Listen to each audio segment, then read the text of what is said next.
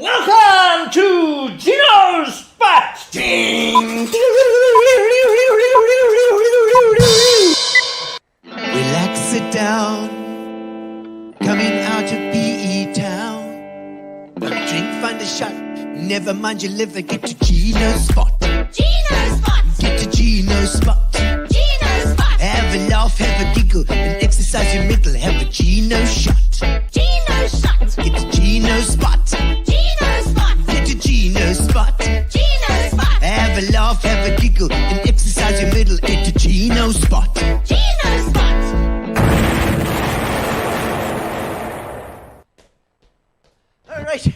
All right. Welcome, ladies and gentlemen, to 2021. Indeed, my name is Sister Persist, and I am here for Gino Spot, the first one of 2021. Aren't you lucky little bastards, a lot of you? Happy New Year to you, Vivian Trobeck. Put up the comments for me. I want to hear from you. Where are you watching from? Hello, Tony Ridgway. Tony Ridgway is here to have a look at his friend Dennis. I'm glad that you're going to be watching. We're going to be celebrating the life of this young man who's still going like a Boeing indeed. As I said, my name is Sister Sophisticated. I've come here to bless in the new year, because last year, you sinners, all you sinners out there, you were sinning so much that the Lord punished us with the plague.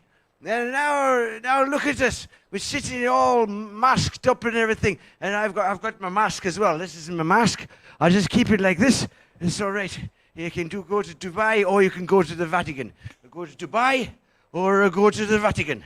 There we go. Easy like that.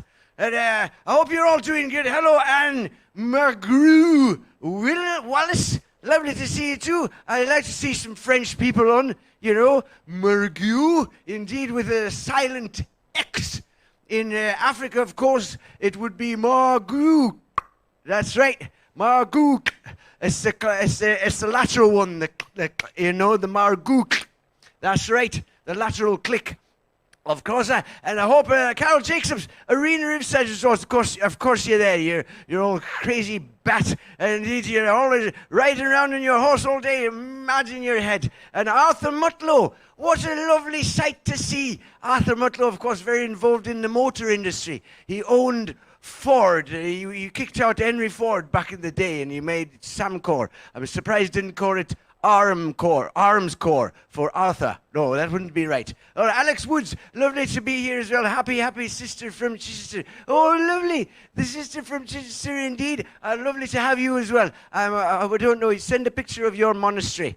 Donald Thomas, head of the History Society here on the Facebook. Lovely to, Happy New Year to you as well. I'm glad you've got over, he had the COVID for a while as well. Bless you, young son, you made it through. And I'm having none of this indeed, Carrie Evans. I'll have none of that. You know, but sisters, I'm all right with alcohol. Please get your alcohol. Make sure you got your drinkies. Make sure you got your drinkies, indeed, because I'm all right. And indeed, and Margook, I'm all right with you having a drink as well. Tell me what you're drinking. And let me tell you, Father Paddy got me into a bit of drinking. We were all right with drinking, just a little bit. Everything in moderation, you know. Good evening, Lawrence Kaplan from Checkers. Just up the street. David Larrington leaving me a blank message. Thank you, David. It's so lovely to see you as well. I hope you're leveraging this year just as much more than last year. Crazy cow grand, indeed. Indeed you are. You're a nutcase. All right. So you know, Father Paddy came was trying looking for a parking spot the other day, and you know, sometimes prayer works. You know, he was looking for a parking spot. And it's looking, he can't find a parking anywhere, Warmer Park. And eventually, he says, Lord, if you give me a parking, I'll give up drinking for 3 months. And as soon as he said that, a parking spot opened up right next to him. He said, oh, don't worry, Lord, I found one already. Hello, Wendy, it's come to Keynes Thompson. Lovely to have you. There's nothing, I have nothing wrong with alcohol, nothing wrong with it. You just have to, you know, Father Paddy as well, he also checks, you can ask him which wine goes with which breakfast cereal. No, roll on those 1,000 drums, Aaron Stapleton, indeed. That's right. I'll be doing that. I'll be doing that for you. Happy New Year to you, Kathy Marsh. It's lovely to have everybody on for the new year, my goodness. You know, the father did a sermon at church the other day. And he stands up at the pulpit and he says, "You bunch of absolute reprobates. The Lord has punished you this year, 2020, for drinking alcohol, the evils of alcohol. It's Satan's work that is in your lives. And I told you time after time not to drink anymore, and he's told you how bad it is for you." And then he says, "I've gone to the lengths this Sunday, to give you a practical experiment. I've got 2 glasses in front of me. One glass is filled with water, and the other glass is filled with whiskey. And I've got a little worm. There's a little worm in my hand. You see, this worm is alive and well, and it's been blessed. And it's a little holy worm. And let me tell you, this little holy worm is going to do an experiment for us. I'm going to put it in the water." And he put it in the water, and swim around a little bit to pick it out. And of course it said, the worm is still alive. And now when I put the worm in the whiskey, and I put the worm in the whiskey, I pull the worm out, and I said, and the worm is dead.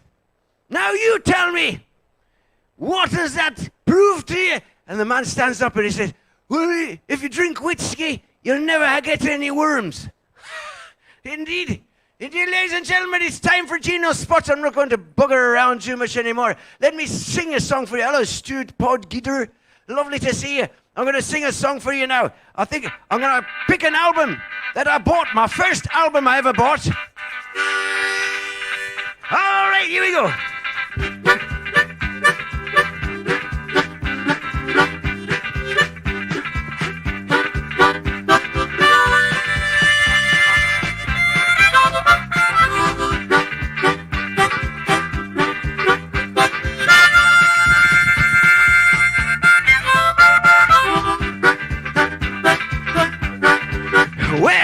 Rolling down the highway, see my baby Rude. Car broke down, tie blew out. Found a Vivian Trobex to call my honey. What was the sound I had to hear? Buzz, buzz, diddly, buzz, buzz. There was some hip changing how dog, obviously talking to my babe. All right, Carol Jacobs. I said Carol Jacobs, Miranda Ferreira. Yeah, the drinking none was there. 30939, oh, it's so well, sweet mama. Gino Bishop is here too. Buzz, buzz, diddly, buzz, buzz, diddly. Well, clever one, happy 2020 windy. I don't know what that was. All right. All right, you know.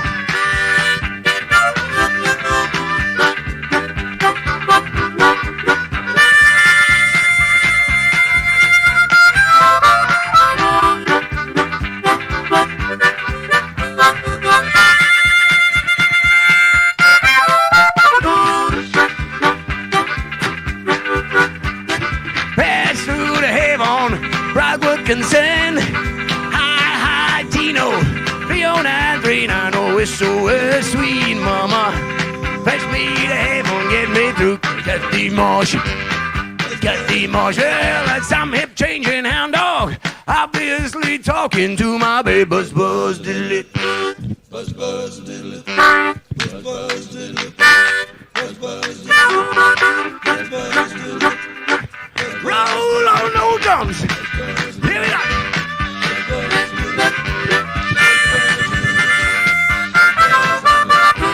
And Margaret Willis. Oh, Wallace. All right. All right, ladies and gentlemen. Welcome to Gino Spot. Lovely to have you in the studio today. Thank you very much to our sponsors, of course, Fitch and Leeds. Fitchin Leeds. And Spa, we have Spa on board as well. Thank you, Stapes and the guys. I see they're on board. See, they're here today. Spa is here in the house. That's right. Beverly Erickson. Hope you're rocking now. That's right. 2020. 2020 was horrific. Horrifically terrible. And 2021 is going to be much better. Much better. Much thinner on the other end. All right, Pat Wood. Hello, Pat Wood. Lovely to see you as well. I hope you've all got your drinks. Because it's pretty hot tonight. Well, I'm hot underneath this stuff. Yeah, no, it's fine. All right. Oh, that tastes so good. All right, ladies and gentlemen, we've got our magical mixologist is here tonight as well. We've got, of course, Justin. Our lovely Justin is going to show us what's potting and what we can be making with our Fitchin Leeds. So let's have a look at Justin, the magical mixer. When the sun goes down and you need a little tipple, Fitchin Leeds have got a flavor for the people. Hey guys, welcome back to Magical Mixologist. I thought with our plummeting economy that I should make something that will help just with a little bit of stress relief for all of us. So today I'm going to take our plum-infused syrup, toss half a shot glass of that over there. We're going to, as you can see, the slices of plum in the fresh thyme are already in the glass.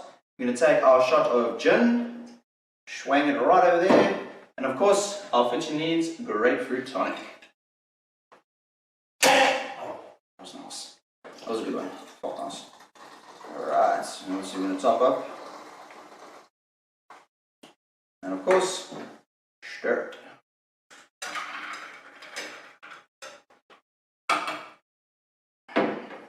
Cheers. Plummeting me straight out of depression. Cheers, guys. Fitchin Leeds have got a mixer that'll fix you on the table. Fitchin Leeds, the bespoke mixer for the discerning individual. Oh, that is lovely. I've got the blue one tonight. The blue gin and tonic. And the blue tonic to go with the blue gin. Lovely. Hello, Michelle. Michelle Struble, lovely to have you on board. Gee whiz, all the way back from Victoria Park days. Gabby Hewer. And hello, Happy New Year to you and your family as well, Gabby Hewer. To all the Hewery, whatever the plural of Hewers are. It's really interesting. Salute, cin cin. Italiano too. All the Italian people are here tonight as well. Ooh, I love Justin, indeed. He's always got something up his sleeve, something different up his sleeve, hasn't he? Well, ladies and gentlemen, we're going to dive right into this tonight because we've got an amazing guest, a man who I met, well, many moons ago actually, but officially we had a good session on the boat. On the Symphonia, it was MSC, I think, that we were doing shows on together, and he is such a legend, and he's got a history in PE as well, of course, but a South African history, a South African career, musical career, second to none, Mr. Dennis East. And we're going to do a little bit of intro to him. He of course, was one of his first claims to fame was lead singer in the band Stingray, which I absolutely loved. And it's one of the hardest rocking songs ever produced in this country. So let's have a little bit of an intro to Mr. Dennis East.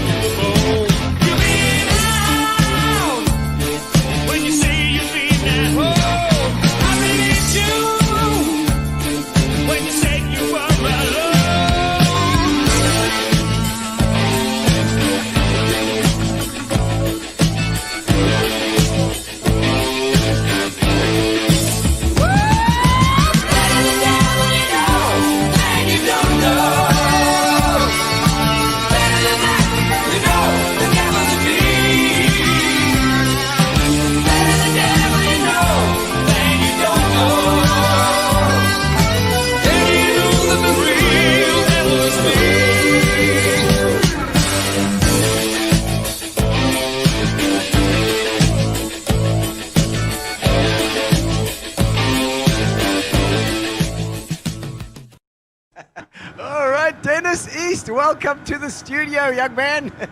How are you doing, Gino? I'm very good, man. Very good. What a joy to hear that song. Gee whiz, man. Thank you, It's, man. Yeah, what a great opportunity to hook up. It's wonderful. Yeah. I just listening to that thing. It's that 70s sound. You know that I don't know who produced that album, Dennis. The producer there was Julian Laxton. Ah. The incredible Jules. You know, he made things work.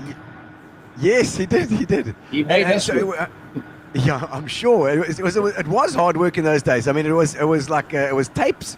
It wasn't flipping. It wasn't cut and paste and undo. No, you sang it from top to bottom, you know. Yeah. And with notes that high, you had to get the vice out, you know. Very Yeah.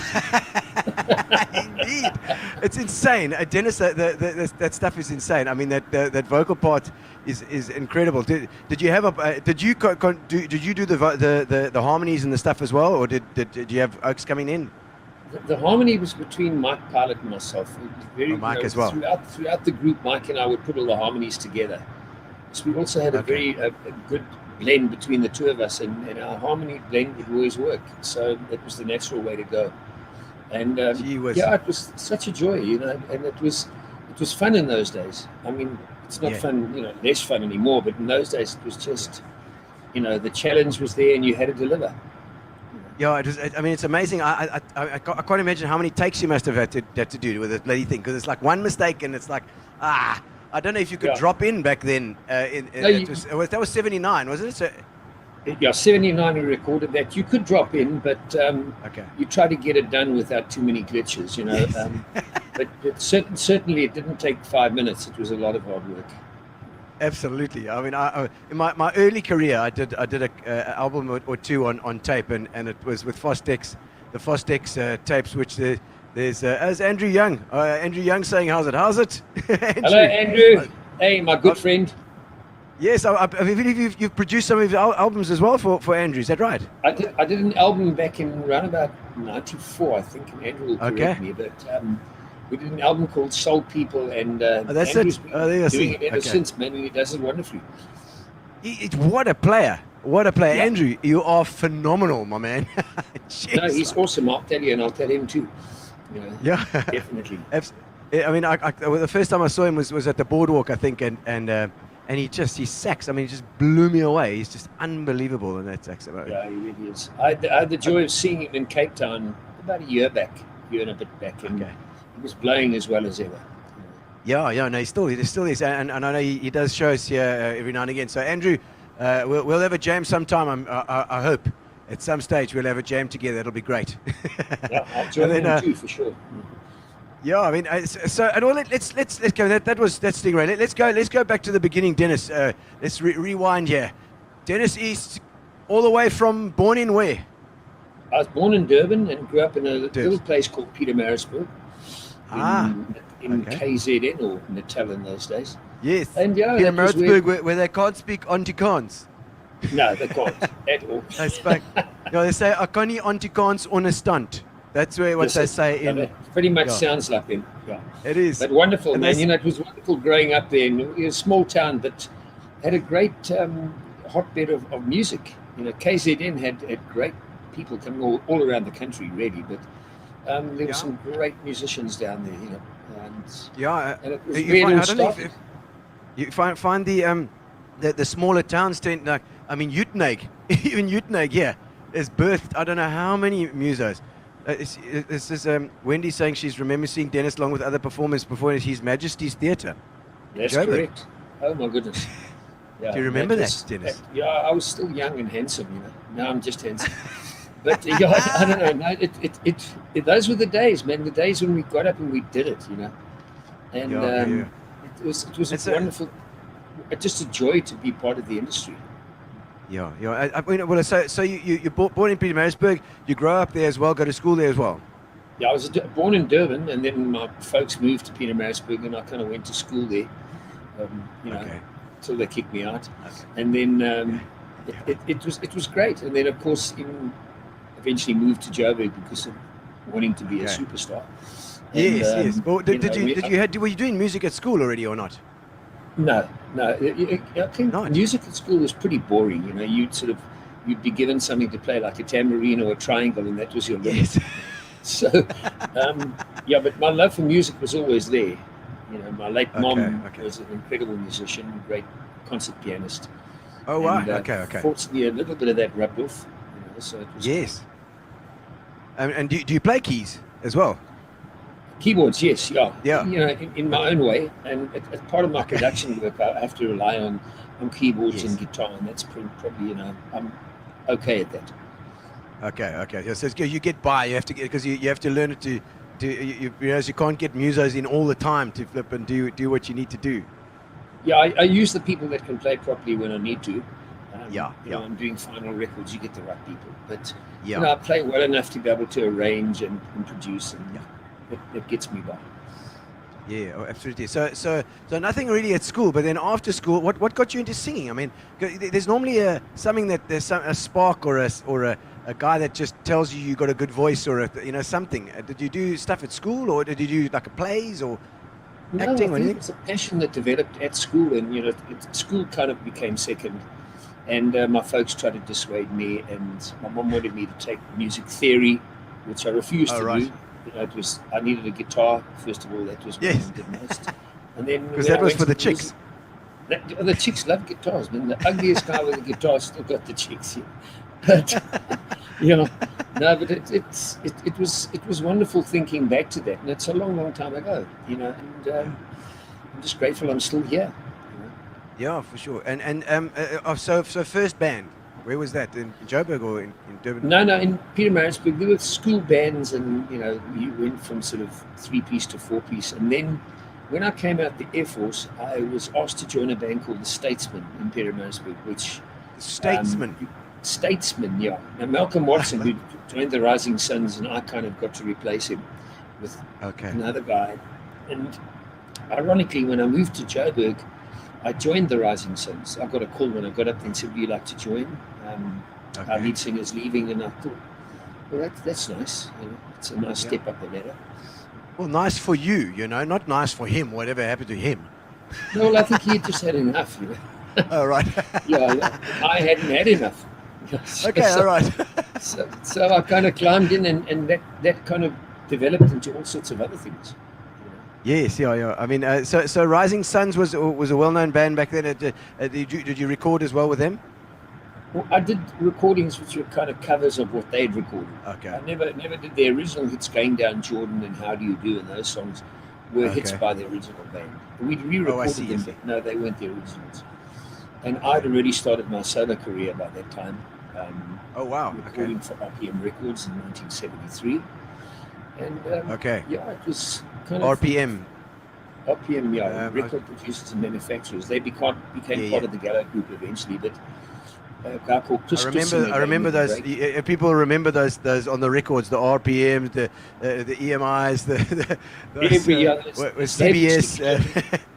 Yeah, CBS, Parlophone with the Beatles. Those were labels that Yes. meant a heck of a lot to us. But Yeah. you know, the labels were an important thing, and I got in with a good label from the outset, and had a great producer with a guy called Chris Singer, and you Okay. know, he gave me the bulk of my solo hits, so it was great. Wow. Okay.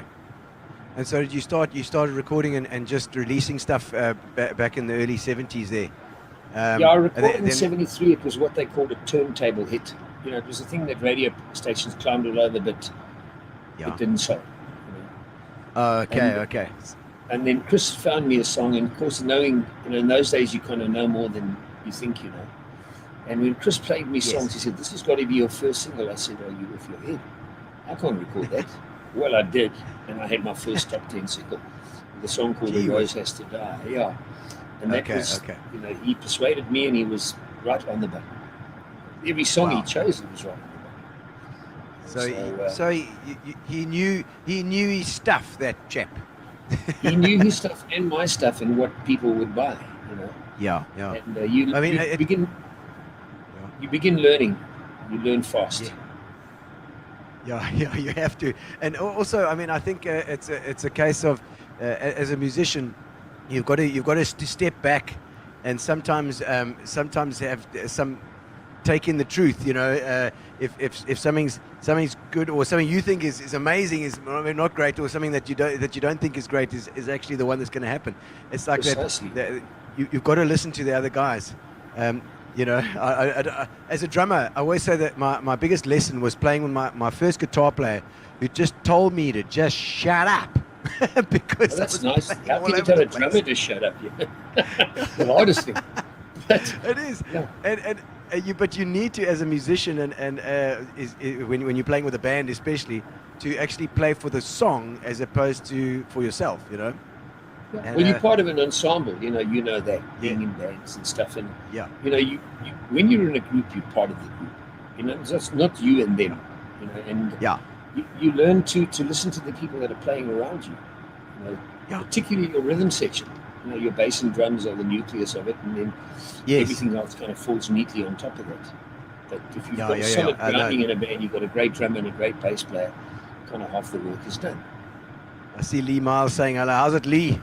Nice to see you. She's we did a gig up the coast. Yes. And, we did, just a little while ago. We had a trip in a jet. Thank you, Lee, for that. We had a little trip in a little jet. Whoosh. I felt like I was part of the UAE. I was moving and shaking, Dennis. I was moving and shaking. Yeah. I've got, Dennis, your voice is phenomenal. Okay, and I don't know when you realized you could sing, but it's a God-given thing. That's just like whack. It's in your genes. And so did you start singing straight away? I mean, you were singing most in the bands. I played second fiddle in the early bands I played, and I was kind of the second singer and rhythm guitarist, And I was probably a fairly good rhythm guitarist, and that's where it stopped. Okay. But eventually, kind of, my self-belief and believing that I could kind of take the role of lead singer took over, and fortunately it worked. And in the early days, people said to me, don't waste your time, do something else. But I thought, no, what for? It's here. It's in my soul. It is. You can't just do something else. You can do something else for a little while. What would I do? But you're always going to end up doing your best skill. And I mean, your voice is great. I've got a little clip up for you, and I know that you were talking about these gigs, and we'll chat about them afterwards as well. But apparently there were huge gigs on the beachfront at Margate and those places with Bobby Lowe. My very good friend Bobby Lowe put these. He produced and arranged for the show for the SABC at the time, and he did a whole bundle of shows, around about 35 or 40 shows, and I was fortunate to be involved in a lot of them. And the very first show we did was on Margate Beach, paying tribute to the Beach Boys. And it was amazing. I think there were like 4,000 or 5,000 people on that beach because nobody paid to go in, so they got the crowds, But it was wonderful, man. It was just a vibe and people just partying and reliving that music. Absolutely, and I see if you've got if the guys are watching, you can have a look at these clips. But I think you can spot Bobby Lowe there, Yes. Kevin Kruger on drums, I think, and there was Jethro Buto was on guitar. There was Jethro, there was Bobby, there was Kevin. They were all was there another guitar TV player? Two guitar players. At times they would have a different guitar player. I think Maurits Lotz played on some of the shows along with Jethro. They included two guys. I think some of the British rock shows they had both guys playing. Let's have a look at this little clip here. Let's have a look at this little clip.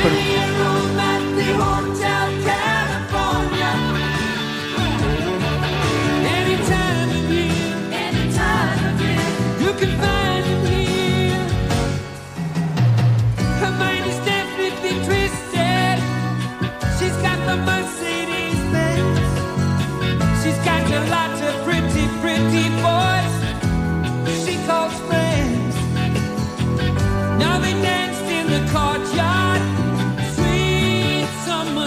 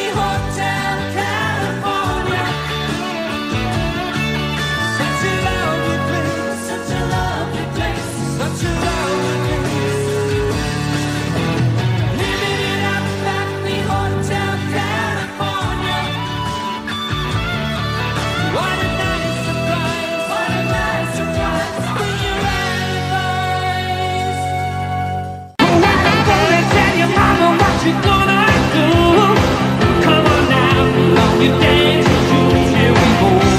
Oh, we're rocking all over the world. And I like it, like it, like it, like it, like here we go. Oh, we're rocking all over the world. And I like it, like it, like it, like it, like here we go. Oh, we're rocking all over the world. Wow, say I like it, like it, like it, like it, like here we go. Oh, we're rocking all over the world. Hey!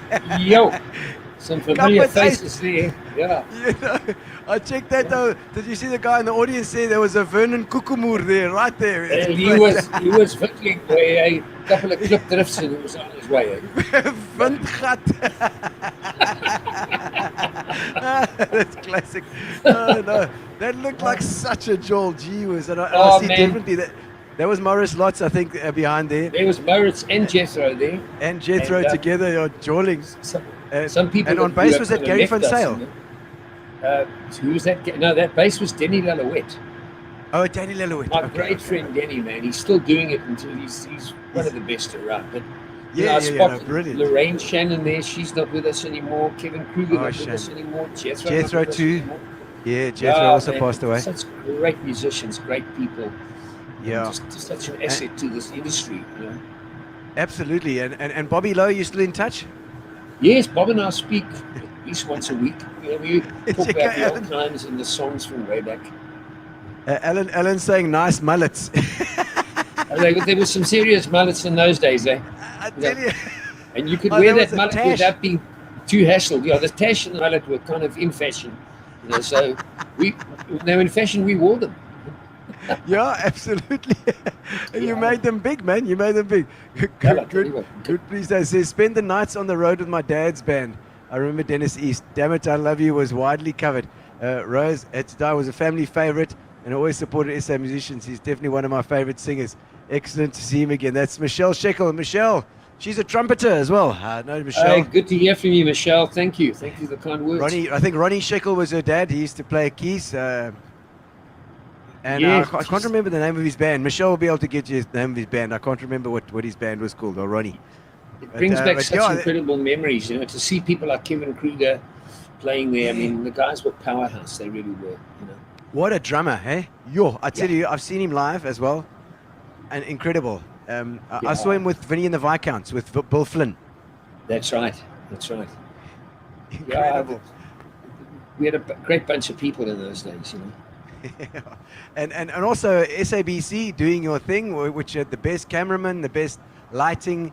I see the backdrops there, all very 80s. Yeah, very 80s. It was produced by a guy called Percy Van Rooyen, and he was absolutely in love with the kind of music we were playing. So he gave it everything. You know, it was amazing. Magic. Gee whiz. So that was later on. I mean, your mid 70s, that was still with the other band. You were saying. Well, the Rising Suns until Stingray were formed in 1970, late 78, 79. Okay, Stingray's late 78. Yes. And then Stingray went till about 1980, and then I kind of reverted back to the solo thing, the solo career. Okay. Yes. I spent a little bit of time in America. David Gresham decided to send me there to get some experience, which was invaluable.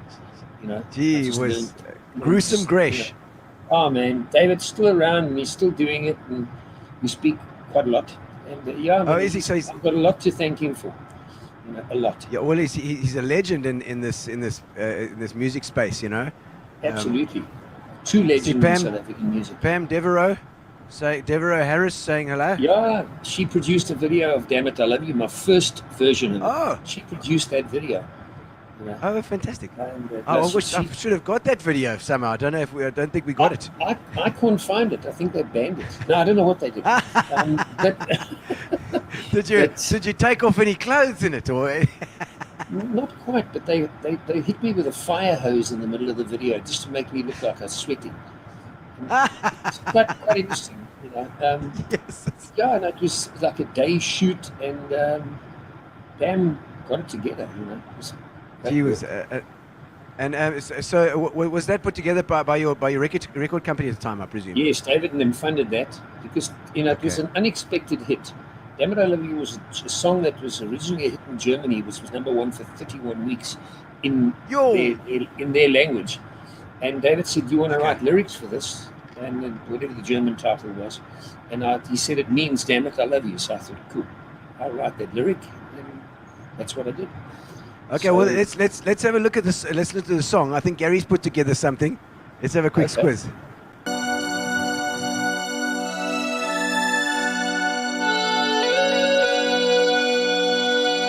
Listening to your voice on the telephone, I hear you say you're not home. It's crazy, 'cause I know you're there. Driving by your house and the lights are on, I know you're in and all alone. Don't tell me you don't care. All confused, tell me why you never look me in the eye. Can't do this just for fun. I need to know where I stand to reassure me I'm your man. You've said it, I'm the one. More than once before that, I'm the one. Yes, I love you. Can't you see? If you don't need me, set me free. But if you want me, let me know, or I'll just turn and go. Candid, I love you. Can't you see? If you don't need me, set me free. But if you want me, let me know, or I'll just turn and go. Oh, some of those looks. Eh? There it was. Yeah, some really cheesy covers there too, you know. Yeah. That's what we did back. That's what they did back then, man. That That's was a what vibe. we did, yeah. You listen to your record company, you know, you'd say cheesy, they'd say, Yeah. that's what we sell. Yeah, We that's sell what you want. cheese. Well, you know what? Yeah. It always does. It always does. I'm afraid that's what people want in the end. They Well, you want know, you to look like. I learned to listen, you know, because that kind of kept me going forward, you know, despite the fact that I didn't always like it. Hey, Yes. you gotta Oh man. just No, listen. Dennis. I mean, did you produce your own stuff as well, or did you always have people assisting as well? No, well, Chris Singer was my early producer, and of course Julian Okay. on Stingray. But later stuff, Okay. like Damn It, I Love You, I produced, Okay. arranged and produced, and kind of was working with David at the time, so I had access to the studio and kind of got the job done at my own pace. But Yeah. thereafter, I worked mainly on my own with a couple of really good engineers. You know, a guy called Yeah. Eugene Payne recorded and engineered that track. Then I redid it in the late 90s, and my very good friend who I still work with to this day, Keith Forsyth. Keith probably one Fonsell. of the best- No, Keith Forsyth. He's one of the Forsyth. He's one of the best around for me. I mean, he worked on all the albums I produced. He's been part and parcel of that.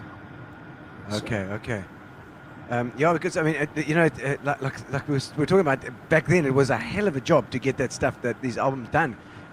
You know, these days it's made a lot easier. The digital thing is made a lot easier. You know, you can cover up mistakes. There's no auto tuning your vocal. You know, Oh no. there. Look, you know that when you become a producer and you age, there's an extra instrument you add to your list, and that's an auto tuner. You know, a lot of the time. You know what I mean? So, but you know, it does the job for a lot of people, and a lot of people have been successful with or without it. I see Alvaro says hello. There's Alvaro das Neves. It sounds like Portuguese. Alvaro, hello. Alvaro. It looks like Alvaro. Hello to Portugal. That's it. Yeah. Oh man. Okay, so but now Stingray, you said only lasted a year or two. What 79 to 80? That's 2 years. Yeah, and that was kind of into 81. We did a couple of single tracks. We had a second album called Operation Stingray, which you showed earlier. And then nothing really took place, you know. So So it kind of just fizzled out. You know, we all remained friends and played in different bands thereafter. But Okay, so it wasn't a case of you all beating the crap out of each other. You weren't beating each other up, and you know, we came. That so happens in close to bands. Hey, does it? Oof, yeah, tell me about it. But we were like nominated Album of the Week in Billboard magazine. We made the British charts with Better the Devil, you know. So the run we had was pretty good for us, you know. Yeah. But it didn't really roll ahead from there. So, Because I mean, that song is incredible. It's just like ingrained in my mind. I can and I think a lot of people. I see Judy Ditchfield saying hello. Is that yeah, hi Paul's? Judy. Yes, Paul's lady, Paul's wife. Paul's wife, yes. And I believe he's 82 this week, I believe. He turned So 82. happy birthday to Paul Ditchfield. Yes, Paul, happy birthday once again. He turned 82 on the 30th. On the 30th. Okay. Yes. All right. Well, there we go, Judy. You can give him a kiss from us. There we go. There you go. Absolutely. Oh no, because also at that time was spending a lot of time on TV as well. And I mean, Yes. did you do a lot of TV stuff? What you mean with Paul? Oh, Because not with Paul. Just in No, well, general, I did a lot of different music a la carte and all those sort of things we were put on that. But why I mentioned Paul is that he was part of some of those TV4 shows. In fact, the very first one, and many others after that. It was very much a part of it, you know. Which ones were those, Dennis? He did the Beach Boys. He did some of the, those ones on the beachfront. The British rock, a lot of stuff. We did the Caribbean show. He was involved in all those shows. I'm pretty sure he was in the Vinny and the Viscounts as well, if I'm not mistaken. I can't remember. Not that I recall. I don't know if it's Bobby and Bill were Vinny and the Viscounts. You know, we all depped for Bill when he was doing acting jobs or making a movie. Oh, right. One of us would step in. So it's quite likely that Paul stepped in, I stepped in, various singers. Yes. Peter Taylor, the late Peter Taylor, who I noticed on that one video from Copperfield. He was very much a part of those shows as well. So yeah, it was a great team of people, and you know, fortunately, a lot of them are still around. And sad to see the ones that have gone. Yes, of course, Paul was in the Bats as well, which because I've done a thing with Eddie. I'm gonna have to get Paul in for an interview as well sometime. Yeah, most definitely. Paul was an absolute hero of mine. I mean, in the days. I mean, he still is. I mean, he wrote some of the greatest songs written in this country. And you know, he wrote. You know, he worked with. He was part of the Bats, and he was a songwriter. And Eddie Eckstein went to, I think it was Tokyo, and sang a song that Paul wrote called "Oh God, It's Beautiful," which in this country was banned by the powers that be. But really, but you know, but Paul still remains a great talent. You know. Yeah. I And see the Andre Bats de are Villiers still also saying that. Hi Andre. He's another one of my heroes. Yeah, man. You know, these are the guys I've always looked up to, and they're just guys who did it in their day. And Andre's still out there doing it, probably busier than ever. The Bats are still together. Yeah, they are. They're still going. Yeah. Henny Ellis. Hello, Henny. Hi, Henny. Henny's the guy that takes care of a lot of my sound and stuff on live shows, and probably also one of the best around. You know, sound engineer. Yeah, absolutely. He's got his own company, and he really nails it. You know, once you're up there behind the mic, you don't have to worry about anything. Yeah. And often you do worry. Yes, I know. You never know what the bloody hell's going to happen. Well, what's coming out front, you know? Yeah, as you get older as well, you get less patient with sound engineers that turn up the faders and throw feedback into your ears. I think my ears hurt so much now after so many years of having the sound engineer turning the gain up, and then the flippant feedback comes in you, and I actually go through a thing where I want to like go and strangle the guy. I know, you know. I think those guys are sadists. You know, honestly, like, we'll see how much we can hurt you. You know, you want feedback, you'll get it. You'll get it. Oh, Ashley Kelly. He wants to know if you know Ashley Kelly. I don't know. I know Ash very well. Ashley was a member of Vinny and the Viscounts. Oh, right. Okay. With Bill Flynn, Bobby Lowe, and a big band. They were a big band. Yeah, they were. They were a big band. Ashley was brass section as well. That's right. And Ashley was the original bass player. I think he was instrumental in putting the band together with Dave Pollickett and Bobby and all that. But Ash played a very big part in that. You know?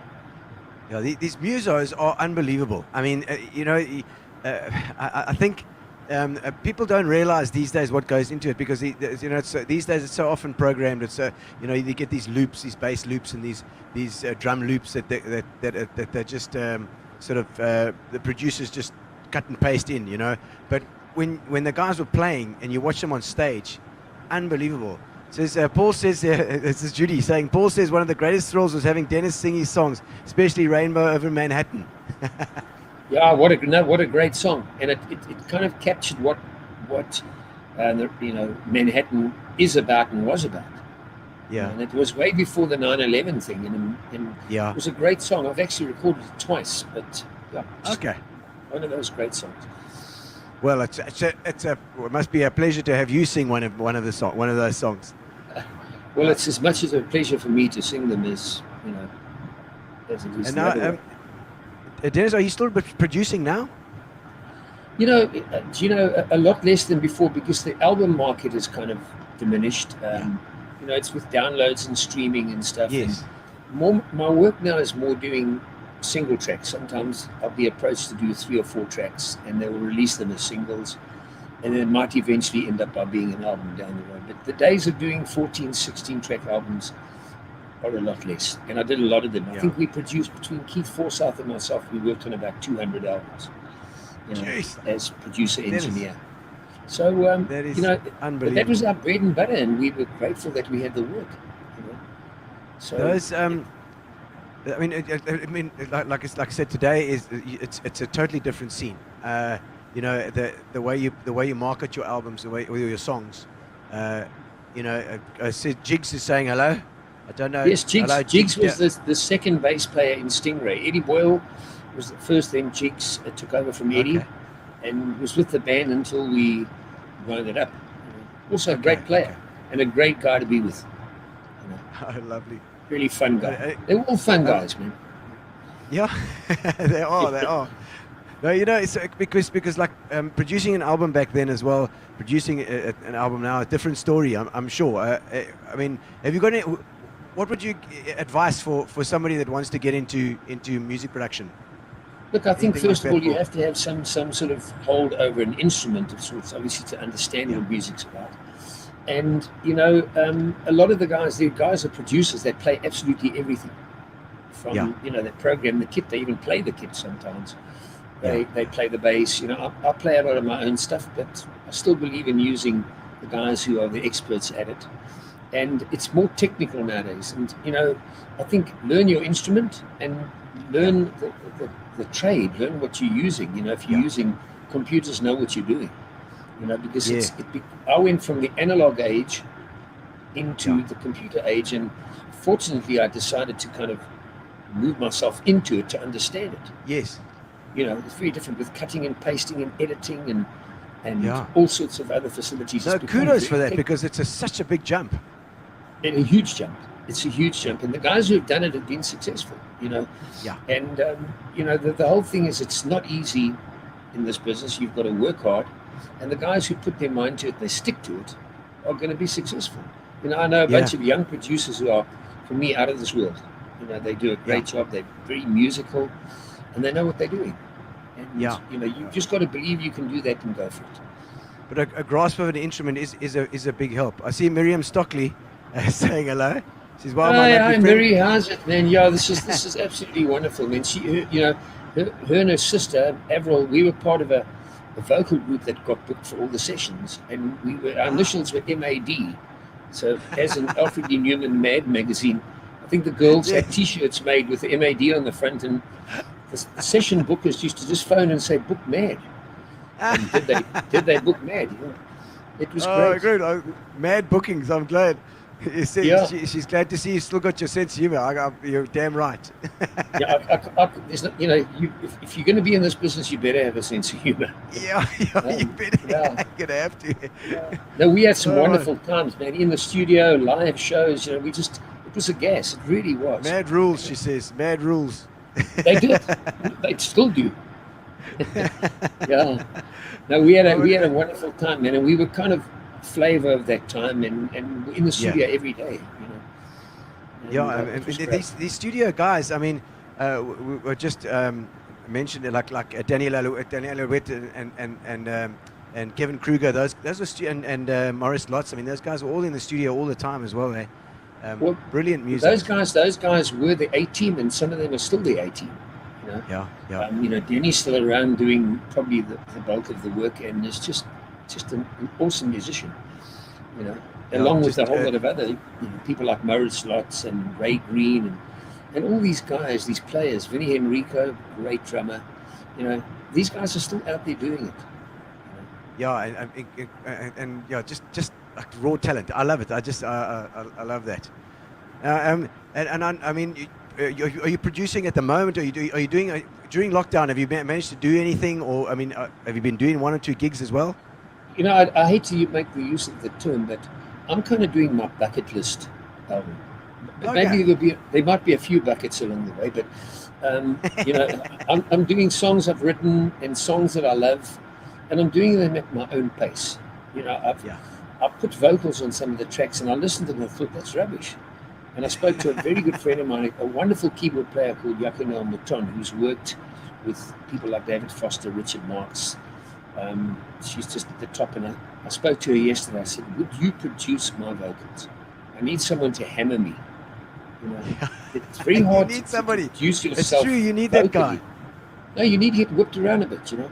Get some emotion out of you, you know, and she would certainly do that. You can't see yourself like don't you think like there's an element, especially if you've done really well in your first couple of albums or whatever, then like a Sting or a I mean, Sting stuff is amazing. Sting is amazing, but I find I prefer the Police stuff because he's got Stuart Copeland that can tell him that that thing's crap. That song's crap. Those guys used to get into fist fights backstage, you know? And even on his toms, if you see any sort of elevated pictures from above the kit, you see what's written on the toms, and we won't repeat it for television. Yeah, I know. You got swear words written all over it. No, he was throwing that back at Sting, and I mean Copeland was it was a signature style of play. It was incredible. I love his playing. One of my main influences. Yeah, I love the Police. I love Sting. I love Sting stuff. Great songwriter, and he also had great producers. You know. Yeah. These guys had to have those guys to kind of keep them in shape. You know. I see Yvonne Smith, Yvonne Delaray Smith. That's her. I play with her son, but she says her dad was a great Peter Delaray from East London. Yeah, Peter was great musician. He was one of the stalwarts of the industry. I mean, there were a lot of guys from Eastern Cape, PE especially, that you know, the people and even The Hague. You know, yeah, jeez, exactly. For sure. Sandy Robbie was with us. Yes, we got Barry Van Sale plays drums for John. We played drums for Johnny Clegg. Yes, well. I see Barry in Cape Town. He's a great guy, great player. Brilliant. You know, people like the band Tank in yes, of course, PE. Jeff. You know, Jeff Good, and Kevin Kruger was from East London. He was with a band called the Kind, KYND. Yeah, they had a hit in the 60s. KYND. As in kind, but not kind. in I. Like kind in an Irish kind of way. that was the trad in those days. If you named a band, you'd put a funny letter in. You know, instead of I, you put Y. You know? And also it's KY. Okay. Yeah, I get it. We won't go there. I get it. Gary's asking what your influences along the way, Dennis. Who influenced you? Some of my biggest influences have been people like, as writers, people like Jimmy Webb, wonderful songwriters in those days. You know, who wrote massive hits in the 60s and 70s. But my influences were people like Michael McDonald, Kenny Loggins, and of course beyond that, before that, people like the Beatles and the Animals and those kind of bands. You grew up, you cut your teeth on them. You know, the American rock scene. I mean, blues players like Ry Cooder, those guys. lovely. You you ate stepped in, you ate their stuff by the day. It was wonderful. And, you had to have someone to aspire to. Raikuda's tone, his guitar tone was just like... It was amazing, then you've got the players later on. I mean, later on, I loved people like Richard Marx and Sting being one of my favorites still. I saw them both live. I think I saw Sting 3 or 4 times. Do you prefer Sting or the Police? I love them equally as much. Some of the Sting stuff was very kind of produced. Whereas Police had that raw edge. The kind of meshes in the bottle and Don't Stand So Close. That stuff just had a different energy. Amazing. Sting went in a different direction with more jazzy influenced stuff. And I love both. I played a lot of Sting stuff in the bands I played in prior to around about the Stingray time and after. And another guy I was inspired by was a guy called Gino Vanelli. Because of his name, obviously. Yeah, that's exactly, The Vanelli meant nothing. It was the Gino that counted, But Gino Vanelli was just he was the muso's muso. He's great. And then Steely Dan. Another one, Steely Dan. Of course, yes. And Gino Vanelli, we all know Black Cars and Wild Horses Would Not Drag Me Away From You. That's Gino him, Vanelli's got like a song catalogue going back. And he's got living inside my head musos all playing. those beautiful songs, man. It was wonderful to have those people to kind of hang on to. I think it's good for any muso, even today, is have someone to aspire to. The Beatles are always people. We have these discussions among us, and guys have got their preferences. But the Beatles, the amount of songs they wrote, and some of the most incredible songs that came out of them. Beyond the early stuff, stuff like the Sgt. Pepper's stuff they wrote on there was just phenomenal. It is. Gary's got asking me questions on the side here. He's saying, who's some of the naughtiest musos you've played with? I can name a few. Guys that are caused cuck. No, Dennis East. No, but there was my great and late friend Eddie Boyle, who was a member of the original Staccatos, and he was the bass player in Stingray. Eddie was naughty. You didn't dare him to do anything. Right. You just did not. There was a Boyle that was on giving a comment here. I wonder if it wasn't. That was maybe Graham Boyle. I don't think they're related. Serena. That's Serena Boyle. That's the late Eddie's wife. Oh right, there we go. So she knows.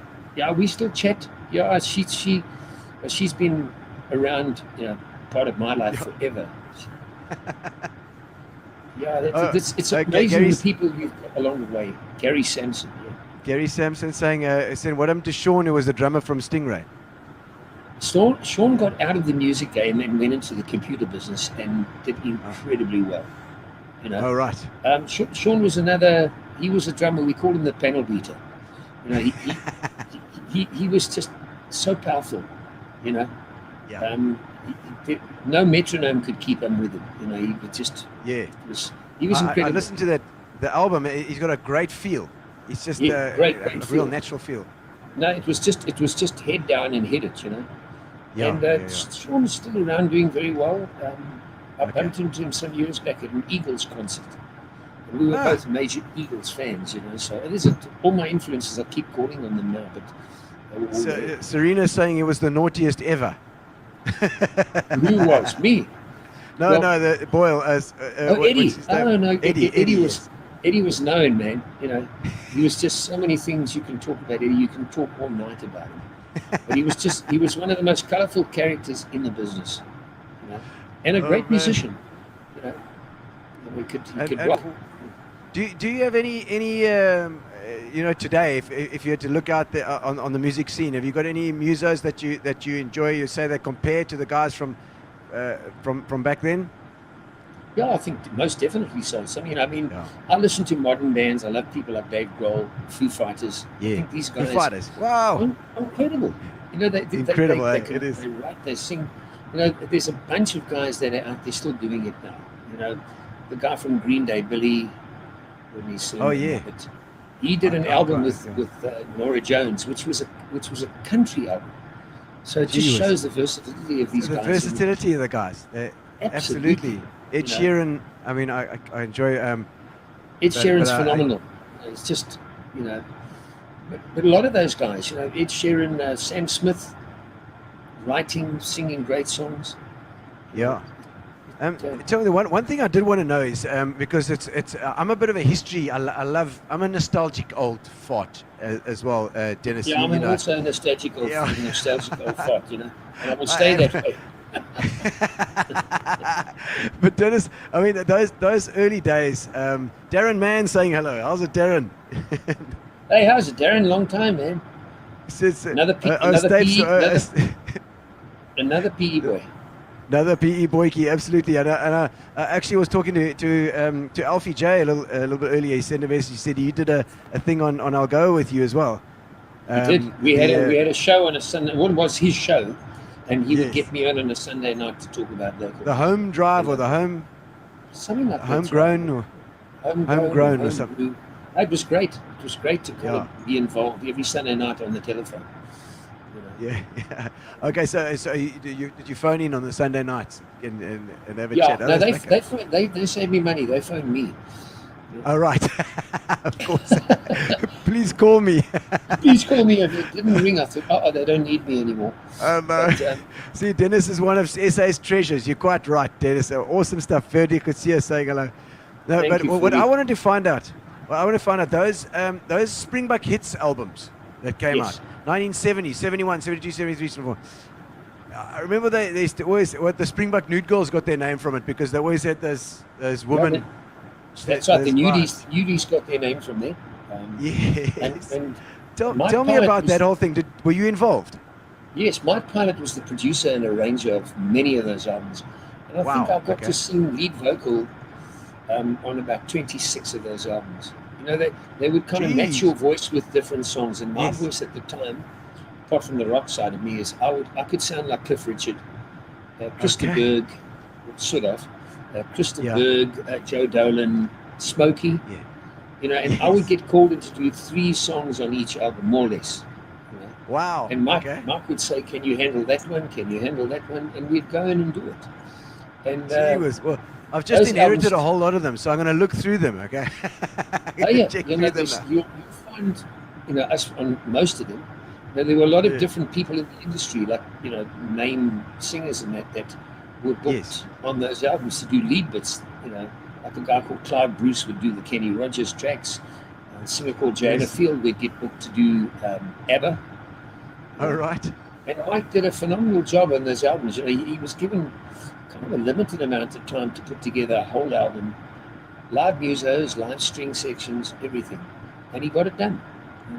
And they were a big success. They were amazing. I mean, everybody's got some of those albums. They've normally got a collection of them. No, my late mom-in-law collected them all, and then she sent them on to me. She said, "If you haven't got them, they're yours now." And I didn't have them, so they're kind of in my collection somewhere.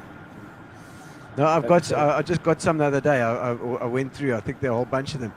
See, someone says, "Have you heard of Paul Hepker?" Ended up playing with Shirley Bassey on great piano player. Yeah, Paul Hepker was he had a gig band in Joburg. I know a lot of the guys. I never worked with him, but I knew exactly who Paul Hepker was. So, okay. If you play with Shirley Bassey, you've got to have your act together. Yeah, you better. Goldfinger. Oh, amazing.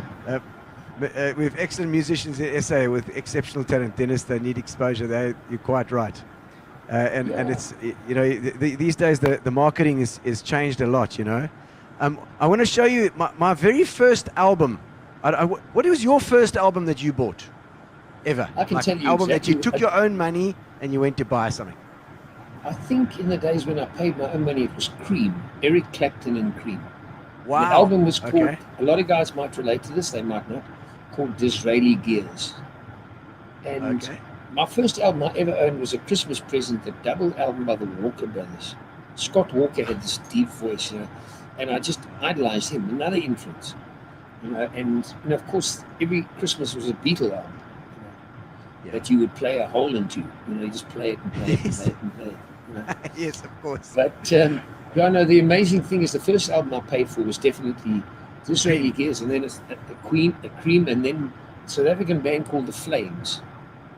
Album Ah, called Burning yes. Soul. I mean, that was a phenomenal album. All the bands in South Africa covered the songs from the album. Wasn't there a chap who passed away recently, the guitar player? Yes, Steve Fatah. Steve Fatah. That's the And one. then I'm Ricky thinking of, Fatah went to America and joined the Beach Boys, two of the members. Blondie Wow. Chapman still plays with the Rolling Stones, and Joe Bonamassa. Yes. Blondie plays with them. And then Ricky Wow. Fatah, Steve's younger brother, Yeah. became drummer and producer for Bonnie Raitt. Whoa. So, So yeah, these guys have so- gone on to do some stuff. Oh, have they? And it's amazing. It's a wonderful thing to see in this country, to look over there and say, these guys have, it's like Miriam Stockley she's had hits and performed with everyone, you know. Gee whiz. And it's great to see South Africans achieving that, honestly. No, well, I'm gonna show you my first album. Then I wanted to go and get I heard Matchbox come on Pop Shop. Pop Shop was on TV, and I Yes. saw Matchbox came up and they did Buzz Buzz Diddle It, which I sang in the beginning tonight. I thought I'd Yes, do you a did. theme on it. Yes, and and that song I was going to buy the Matchbox album.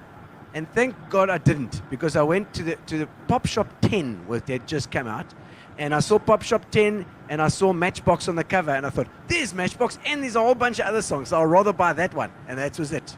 There it is. All the hits for one price. I did. Check it out. Richard John Smith. Yeah. I see Exile, I Brass see in Joy. Pocket, I see Joy there, Paradise Road. Joy, of Girls, course, yeah. Paradise Road. I think that's Billy and- Ocean there. Yeah, no, that's Richard John Smith. Oh, at the top, of course, it's Richard. Yes, Oh, my yes, it's goodness. Richard John Smith and Gary Newman Gary over Newman there with Cars. cars. Cars, Yes, yeah. yes. But there was and now so when you buy an album like this, hang on, there we go. No, my thing's gone. My picture's gone. Yeah, hang on. I see a drum kit. Hang on. You see a drum kit? I'm coming. I got it. Now my tech team is in Bekwini, so Philip is doing pushing the knobs today. But on that, you know, when you buy an album like that, you then you listen to all the songs because you play it from beginning to end. And towards the end of the album, there was that Marley Kelly song called Alaska, which was written by Dennis East. That it was, and remarkably, I've never been to Alaska. I just knew it got really cold, so I wrote about a place Yeah. being really cold. Yeah. Oh Couldn't no, be much that's so colder funny. than- Yeah, I know that was. I think I'd go chart. to Alaska. It That's couldn't it. get much colder there. That's the lyric. You got it. You know more about it than me, Gina. You know, I know it so well because I listened to that album a million times. It Yes. started out with Brass in Pocket and it ended out with Alaska by Marley Kelly. And it's Yeah. amazing how these days you don't get the album anymore. You get a Spotify playlist and you go and it's just never ending. You know. Yeah. Whereas in those days you had either a tape or an album that you listened to from beginning to end. That's it. Well, nowadays it's incredibly different. You know, you can stream stuff, and you know, the physical CD nowadays is Yeah. hardly ever there. You know. No, it's not. Yeah. It's just the nature It's all of the beast. download. It's where the world is now. You know, I see Stan Carruthers saying hello. the first proper band I played in Maritzburg, Yeah. Stan was our manager. You know, Oh, there we go. Did We he only- manage it well for you, or did he manage? did. Did you manage them into the ground, or did you manage them well? No, he managed us well. He kept us in trim, you know. Yes. You know, kept us behaving ourselves, and he was a good manager. You know, I see Johan saying. he's still around. I see Who's Matt that? Langer. Johan Weppenaar says the guy who went big from those albums was Matt Langer. Matt Langer, probably probably the most successful South African in all time. You know, Yeah. you go to AC/DC. Def What's his Leppard. name? Bob Geldof's band. Don't Like Mondays. He produced that. He did Foreigner, Wow. AC/DC, Brian Adams. You He name would it. have done Banana Republic. I love that song. Yeah, Banana he did that, Republic. Mutt was so ahead of his time, you know, And then, of course, he went on to marry and produce Shania Twain. Yes, And, yes. Nickelback he produced. Maroon Nickelback 5 as well. he produced. Yeah, it was. And- He's amazing. Well, that whole harmony thing with Def Leppard.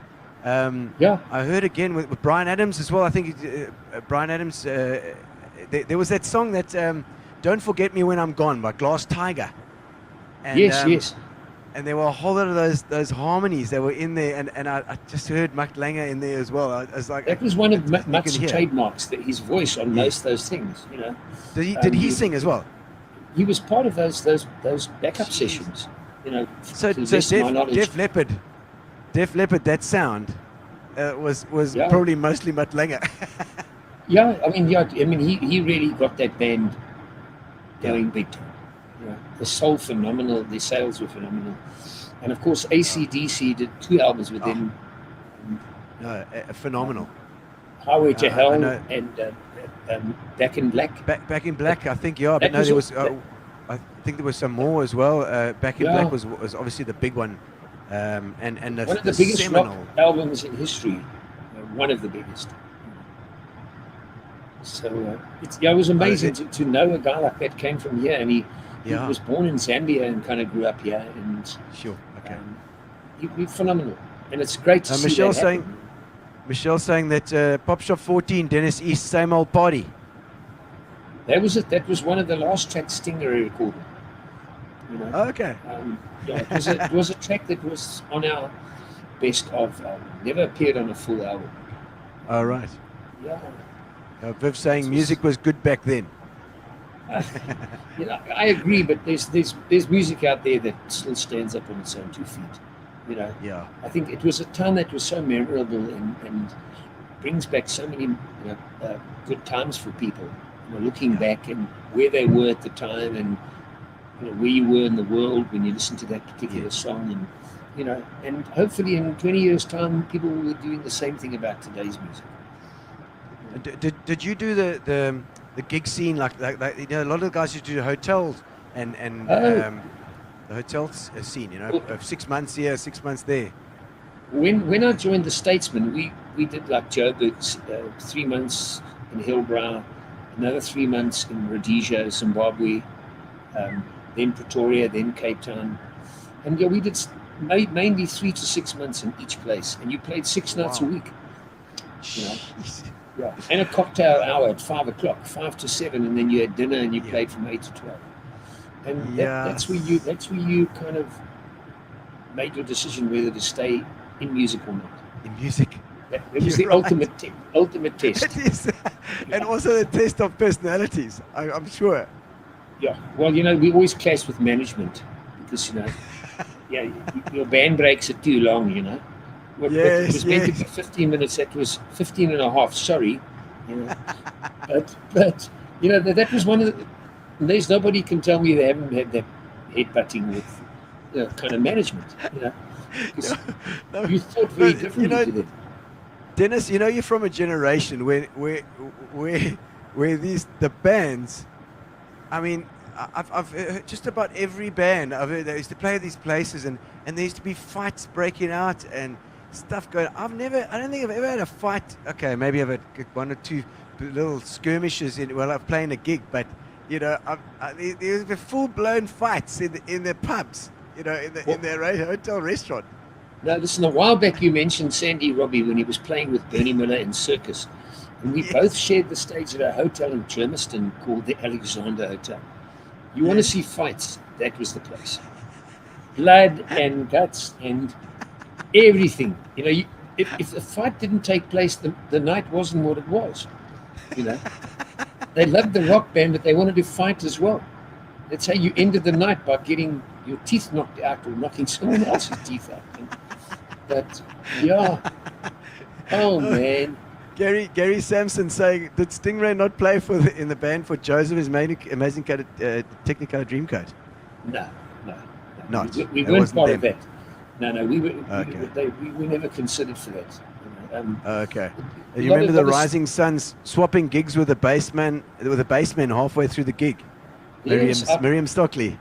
I gigged with the bassman from time to time, and Okay. we swapped. Yeah, I don't know. I can't remember what the incident was, but we kind of swapped each other's gig. You know, we Okay. were very close together. I think we were sort of two hotels, and the band wandered in there, and they wandered into our gig. You know, it was great fun in those days, man. You know. Yeah. No, that sounds like and good camaraderie with the bands as well. I think there were so many bands around. Well, it was a case of confusing the punters, you know. They'd see this bunch of long-haired louts walk in when the bassmen were meant to be playing, and that kind of stuff. But it was fun. It was all kind of innocent fun, you know. Yeah. Oh no, it's great because I really do. I mean, musos these days don't have that that. They don't have that thing where they can travel around, do a 6-month gig here and a 6-month gig there. Those things just don't really exist anymore, you know. No, look, Those it's gigs. incredibly tough for guys out there. If you've got a hit record out there and you're doing the circuit and you're touring as a name, you know, I heard about somebody recently who is a name, had 18 particular shows booked over December, and via COVID and everything, ended up by getting 3 of them remaining. And it's incredibly tough. And they're lucky to get 3. They're lucky The to 3 get were 3 lucky. at this stage. Yeah. Yeah. No, 3 was very lucky. But So you're doing your bucket list during COVID? Yeah, I'm gonna maybe a couple of buckets, but my first thing in the bucket list is going to be finishing my new material, and I think my songwriting's kind of matured a lot, and I want to see what I can do with it, you know, and then get someone to produce me. I hate producing my own vocals. I think when I listen back to it, I think I don't want that to go anywhere. It's rubbish, you know. I mean, I trust people like the lady Yokonel and people like Miriam Stockley and Julie and people like that could produce me tomorrow, and I'd be happy working. I'm not doing myself. Because like this, even in the Freddie Mercury movie, you know, when he went and did his solo stuff, everybody was kissing his ass all the time. That's the problem. And then you need somebody to kick your ass, you know, and then you're going to be all right. That puts a line underneath it. You if you want to get a delivery out of somebody, a performance, they've got to have their ass kicked. You don't walk in and do one take and it's good night. You know. But Miriam says to produce my vocal now, so there we go. As soon as I'm allowed to fly, I'll be there. You know? Be there. Excellent. Yes. Excellent. Oh yes. Oh, you can just record it and send it up to her. Miriam, No, I wanted to hit me left, right, to be there to go. Sure do it properly. No. Do it. Do it again. Just listen to Dennis, just do it again, Dennis. For God's sakes, man. Become more thick-skinned throughout the years. You can't hurt me. You know? There we look. She's tough on vocalists. Good, Miriam. Well, she's one of the best in that. She's worked with some of the top people, you know. So you couldn't get a better person. Oh, Dennis. Well, Dennis, I think to round it off, I always ask the musos they've sort of their proudest moment, their best gig, and also then the worst gig. So best gigs wise, any moments that you think, wow, this was really just. You don't often think know it at the time. You're doing your work and you're working, and then afterwards you think to yourself, gee, that was amazing. That, you know. I don't know if there've been a lot of the Stingray like gigs playing at the 20th Century Club in Joburg, which was the place to be booked. You only got booked if you were somebody. At the time, we had our hit record, and it was just such a thrill playing on that stage. And then, of course, another time in my life was when I represented South Africa in '88, going to Chile, the Chilean Song Festival, and singing my own song. And I came second in the world, and it was just amazing because we had Laura Branning and Mr. on the same stage, and we just sort of stood there awestruck listening to these guys. And then you had a 36-piece orchestra backing us. Jeez. And about 25 people in an open-air arena in Viña del Mar in Chile. It was just absolutely amazing. You can't buy those times. Yeah, you know? yeah. And but I mean, I don't know if you don't realize it in the time as well often. Well, I was kind of blown away. I was like a fan because one of the judges at the contest was George Martin, who was the Beatles producer. Beatles fame. Yeah, and I got to meet. He came backstage and wished the finalists all the best, and he signed the book for me. It was just amazing an experience to say I've been there and been that close to it. Yeah, and you know, you can't buy those things. And another time was getting my song covered by Australian singer John Farnham. Oh yes. Yeah, um, you're the voice. Try and understand it. That's John Farnham, eh? Fortunately for me, remember- touch wood, it was on the same album, which was the biggest selling Wow. rock album in Australian history, I think, to this day. Jeez. Dennis, So, what an honor to have that. Well, that's just an amazing highlight that I will, till the day I go, I will Yes. cherish. So it was a wonderful thing to have it happen, and Yeah. just had the right Well, I people know- pulling the right levers. I know that Miriam's talking and Serena's saying she's a scary chick. Yeah, people who do it right can be scary. And I want scary people. I want to be scared. I want to be scared. No, but really, I'm at a time in my life now where I just, there's a guy in the music business that quoted, his quote was, "There's no substitute for light." Yeah. And it just rings so true, Yeah. when you record, you get one chance, because once it's down on whatever format they broadcast it or sell it on, you can't retract that. You can't rewind and say, let me go and fix that. You know? Yes. The performance has got to be your A game. Yeah. And for me, that's Always. what it's all about right now. So I'll No, put that in my you're quite bucket right. and a few other things. Oh, good. Yeah. Now, I know one of your. I'm going to ask you also one of while we're talking about your best experiences. Obviously, judging the On the Go show where I won best drummer and stuff. That was also one of your best experiences as well, I believe. Yes, very much, especially with people like you around, No, I tell you, I was kind of the guest judge down there, chief judge. Yes. And they would fly me down for about 5 years on the trot in the opera house in PE. And Yes, hearing this yes, it was fresh the opera talent, house. it was amazing hearing the guys, man. I remember some of the names that the Peens brothers from Eminent Child. Yes. putting the Yes, bands of course, together. Darren and guys- Brad and I, and we played for about, I think, for 10, 14 years together. About 14 years all in all. They absolutely cooked. I think I saw Darren in Cape Town here at Cafe Rue Yes. a couple of years back. Yeah, but that Yes, with it Ruchi. was a wonderful. Yeah, that's it. It was a wonderful experience to hear these guys and kind of decide which one was better.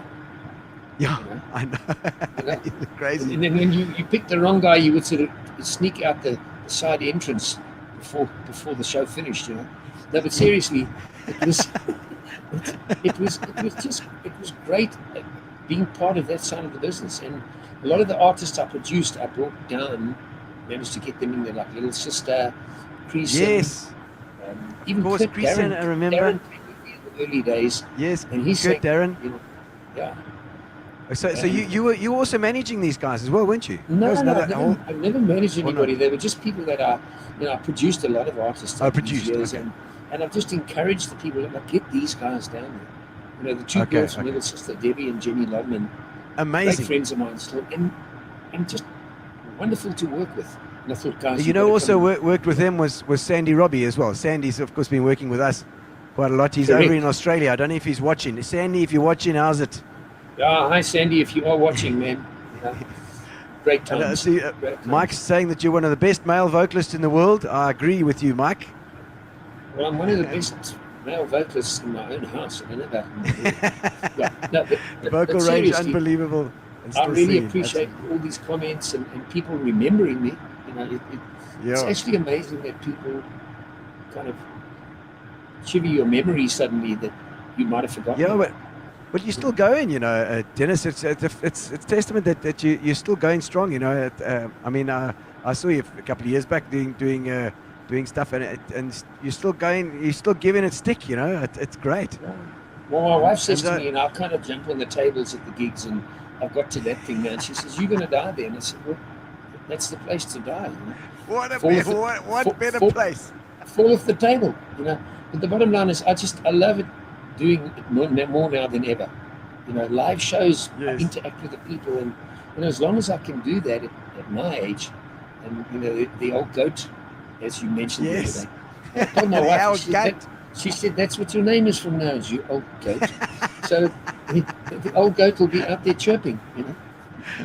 That's my thing. Yvette, I love your wife, Yvette. She's absolutely fantastic. You got a son as well. Yes, Greg. My son Greg is 45 years old. It's crazy. 45. Do you still do this with him? You're 45 years old. He does that to me. Yeah, wake up, old boy. I've just seen something from a friend of mine who's an amazingly successful songwriter, and I had the Yes. pleasure of working with him in the States, called John Capek. Just seen his name John up in, Capek? Oh, yeah, okay. I'm sure Gary will bring it up. Oh, there we go. He says hi. John's claim to fame in the old days was he played piano on Do the Bartman, on the Simpsons track. But then he became wow. this highly successful. He wrote Rod Stewart's The Rhythm of My Heart. Oh, With Mark Stewart, that's a brilliant co-wrote song. that. Yes. Then he wrote for Cher, he wrote for Chicago. He just Jeez. carried on writing, I mean, and he's written more stuff for Rod Stewart than that. And John was just one of the most talented people I ever worked with. Great piano player, great writer. There he is there. And he lives Yes, in Canada yes. now. He lives in Canada. Okay. I worked with him when he was living in LA, and I spent some time there. And John Okay. is still doing it. So, Did he hi used there, to have John. long hair? He had long I see hair that's one gone time now. when I first met him. Yeah. No, I not see that's gone you know, now. Yeah. No, my late friend Kevin Kruger, I remember the funny things about the industry. And there was one guy that always used to tease Kevin. And when Kevin Yes. lost his hair, he said to Yeah. Kevin, what you've lost in hair, you've gained in face. And Kevin always used to quote that. It was so funny, man. And, I see but you know Ari what? van Beek saying hello. yeah. Now look, my hair's still pretty dark. I kind of dye it grey now. Okay. Oh, you're dying Of it grey. course. Oh, I wondered how you did that. Yes, Jeez. yeah. No, someone said to me, let it go now, And it's still all there. I But see. Gary Very Sampson here says I met you about 40 years ago at the Gold Gresh Records, and also went to the music industry with Lucky Dubé and did lighting for so many bands. I remember Sampson. Gary. I remember Gary well. The days of Lucky Okay. and those sort of people. Yeah, Yeah, these were Lucky Dubé. people all part of a wonderful industry. And I've Oh, had he's the in pleasure of Nashville working now. with- I see John's Yes, in Nashville. It's just John. You've kind of moved to the real place now. Yeah. No, I co-wrote a couple of songs with John as well. Okay. While I was there, and I enjoyed that so much. It was just wonderful Yeah. to sit down, and of course Nashville, with country music, what it is nowadays, that's where Yes. the guys are gravitating. Yeah. And, No, I have a Nashville's great always love been for- a hub, eh? I love, I've always loved country music. I grew up with it. My Okay. mom was into big bands and pop of the time, and then of course the old days of Slim Whitman and the old, I've been lonely in the saddle since my horse died, that kind of country stuff. But then I grew up with the later artists, and I've worked with all the country artists in this country, like Bobby Angel, Tommy Yes. Bell, Bobby Ray, all these guys. Are still alive. Bobby's turned 84 on the 30th of December, along Bobby with Angel. Bobby Angel, along with Paul Litchfield. Yes. So- Okay. Of course. And Yeah, Billy Forrest, was it Billy Forrest and Lance Billy was a- James? Yeah, well, Lance has passed on. Quite a Yes. few of the guys have passed on, but it's just they were the true legends in this country in Yeah. country music. They did it the Yeah. real way, and they were Yeah. the authentic thing. Yeah. And it was just wonderful to actually share the stage with these guys and be part of it and produce a lot of them. What was that? What was that country show on TV? It was it Clive Bruce? Yeah, Sing Country. Sing Country. That's the Yeah. one. That's the one. Yeah. Used to watch it. It came on. I wasn't into country music, but it used to come on before whatever I wanted to watch. So in those days you just watched TV. Okay, it's TV Yeah. time now. You watch from 6 until 10 or whatever it was. Yeah, it was kind of at prime time, those shows. Yeah, it was. Bobby Amazing. Angel had a show called Gentle on My Mind, which was Oh, another that's the country one. show. That's the one. Was Gentle on my incredibly- mind. incredibly successful. Yes. And Yes. Bob was still a great friend of mine. I talk to him regularly. And it's been such a pleasure being around these people. I see David Manson and Denver Clitson. He's calling people to watch. That's Yeah, good. Thanks, listen, Olaf. I need all the people watching it to get, Yeah. Oh, Dennis. So let's say now the worst gig of your life, like I mean, where things really went really badly wrong. Like as a comedian, I've had some clangs. No. Okay. We had a Stingray show in, I think it was Clarkstorp, as they call it. Yes. And the guy doing our sound, the one side of the PA blew completely. Oh no. So we were kind of monophonic, Mono. but on the left-hand side, you know. And it was, to get through an hour show was painful. Painful. Because the people would go, hey, what's wrong with you, you know?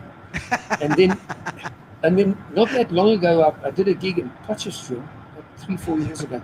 And I got there and I said, where's the PA? You know, it was Billy Forrest and myself. And I said, where's the PA system? And they said, it's there, it is there. There's little speakers that big. And a disco desk.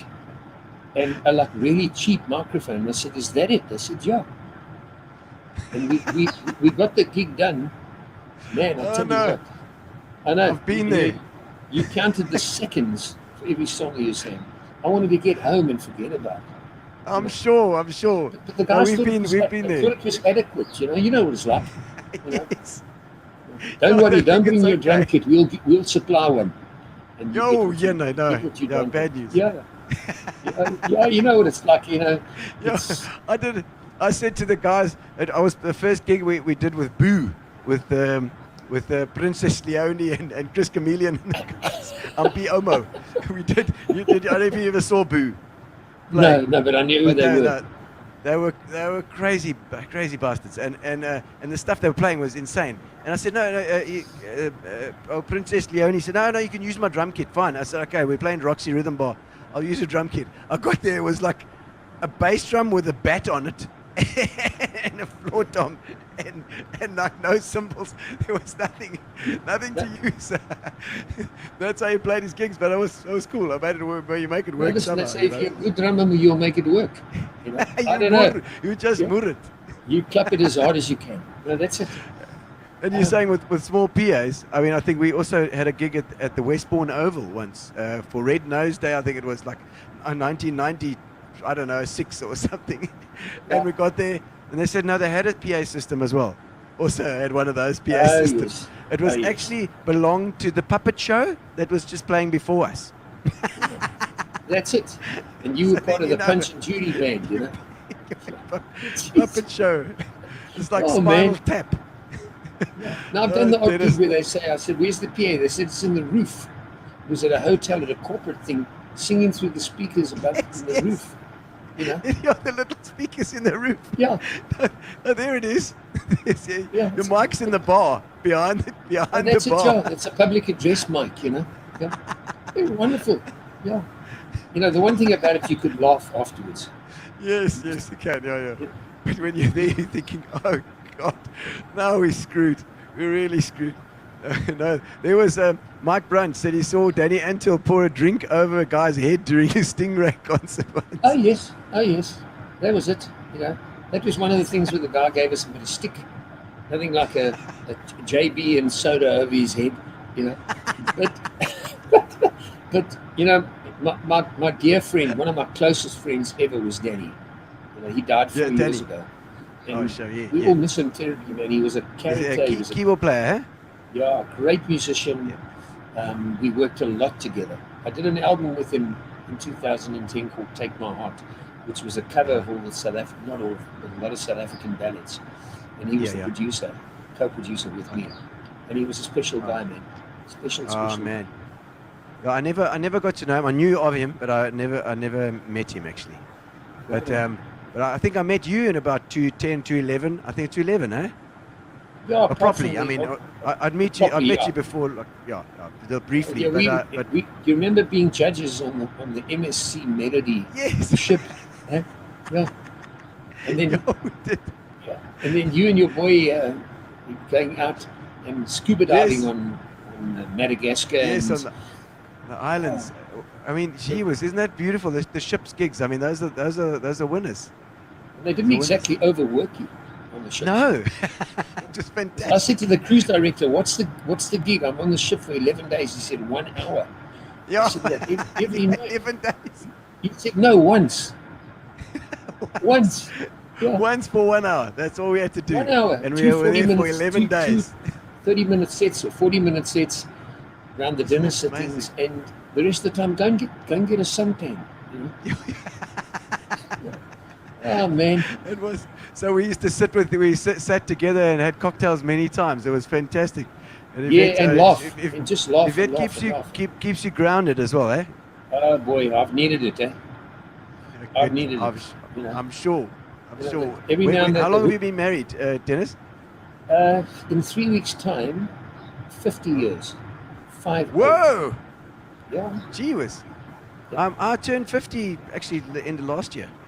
You could be my Really? father, Dennis. That's a thought. That's a thought. Yeah. But no, 50 years. We met in 68, got married in 71. And, you Wow. know, being a wife of a muso is not always that good, you know. No. It can be very Philippa difficult knows. people, kind of a bit selfish. And Yes.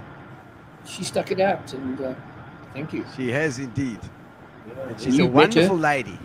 You met her on the ship, you know. Yeah, She and is we had fun, man. fantastic. Yeah, she went on 3 cruises with me, 2 apart Okay. from that one. Yeah, All right. and all on the different MSC ships. And Of we course, made a all the holiday. Durban crew, Marion, Marion and The two Marion, Marians, Marion Loudon. and Marion. Yeah, Yes, Marion Loudon, Marion Besaidnout, they were incredible singers as well. That was great they were fun. great, we man. They were with them. fun, absolute fun. And the entertainment on those ships, especially on the later ships, on the Symphonia and those ones, and Yeah. we had great cruise Incredible. directors. You know, Derek van Wyk and Yes, and, Stephen. Stephen Clute. Clute. Man, Yeah, of they were course. just brilliant to us. You know. They were, and those the ship I mean the ship's theatre holds like just over 1,000 people, 1,000 people, Yeah, yeah. and it was packed every single time. You're on the ship, so there are 3,000 people on the ship. You've got a packed audience every night. Yeah, they have every to show watch that you. you They do. can't go anywhere Yeah. other than overboard, you know. So That's it. they used to pack Captive the audience. theatre out, and you did one show at 7 o'clock, and the next Yeah. one at 8:30 or 8:45, and it was over. But they had an Incredible, eh? amazing lighting, amazing sound, Yeah, everything is amazing there. backstage setup, you know. And Like I it's had a bigger than the ball- Opera House. I mean, Yeah, PE much hasn't bigger. got a theatre that big. Yeah, amazing. And I had a ball on those shows, man. You know, give me a wireless mic and let me go, you know. And it There was- we are. No, and it yeah, you was did. You so were much great. fun. You were absolutely great. Thank you. No, look, you know, I see a the enjoyment factor is the important thing.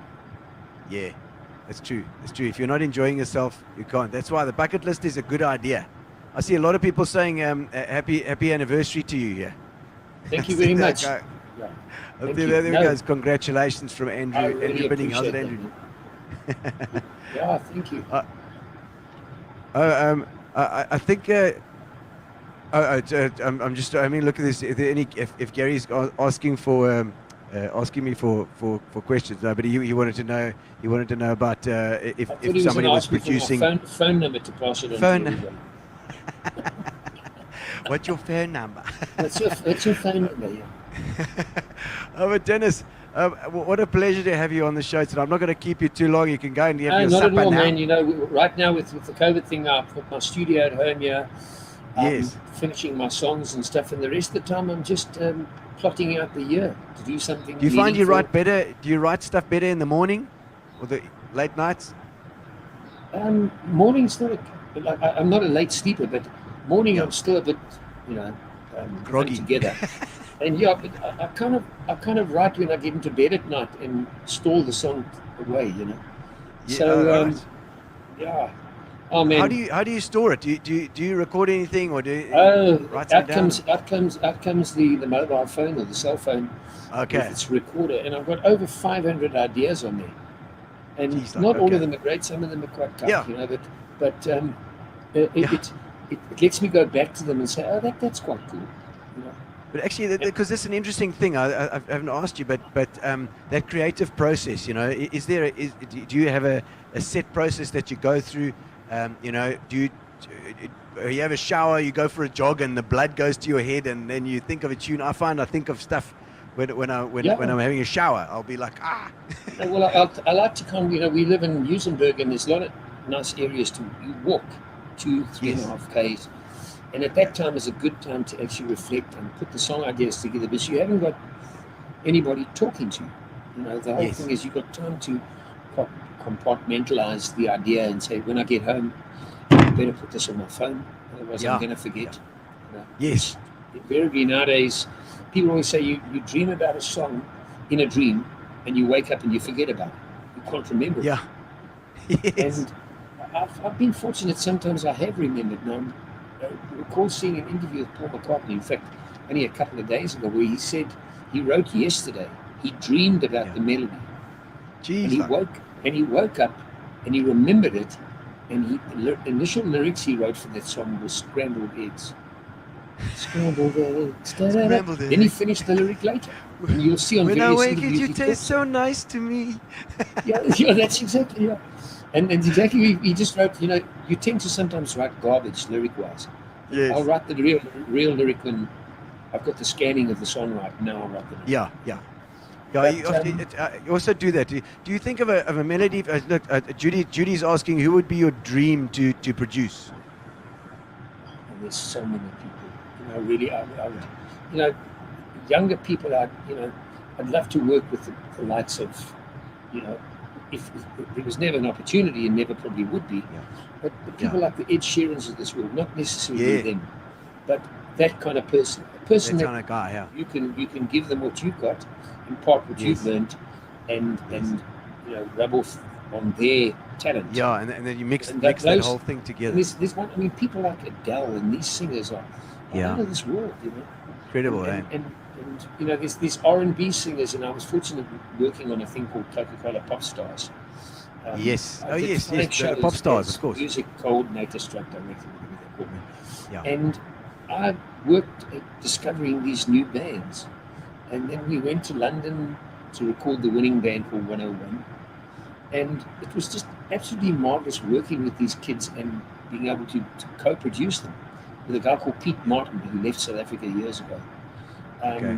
And he just did a brilliant job. And those are the kind of people I want to produce, young up and coming artists. Yeah. And I have found one guy, and I really want to. I've got going with him, Mike Fora, the sax player. Oh, yeah. Ex-South Yeah. Africa. He's lived in Chicago for 24, 25 years. He called me and said, "Hey, Dad, don't you want to look up my nephew in Luxembourg? His name is Chris. But Mike now is Mike Foray. And then Mike, that's the correct way. It's the French Oh, right. Yes, angle." yes. And he said, "Please get hold of my..." And I got hold of his nephew, and I went round to his place across the Flay here.